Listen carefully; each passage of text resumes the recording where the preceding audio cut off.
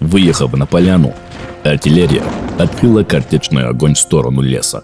В ответ не было ни звука. На поляну отряд выехал с награбленным разоренных аулах добром.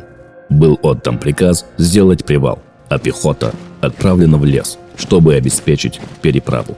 Артиллерийская прислуга уже снимала орудия с конных передков, как в этот момент чеченцы открыли убийственный огонь. Поэт Лермонтов, который был участником этой битвы, писал: «А вот и слева, из-за пушки, вдруг с гиком двинулись на пушки и градом пуль с вершин дерев. Отряд досыпан. Впереди же все тихо. Там между кустов бежал поток. Подходим ближе, пустили несколько гранат, еще подвинулись, молчат. Над бревнами завала ружье как будто заблистало, потом мелькнуло шапки две, и вновь все спряталось в траве. Чеченцы стреляли из-за завала, с вершин деревьев и из-за кустов.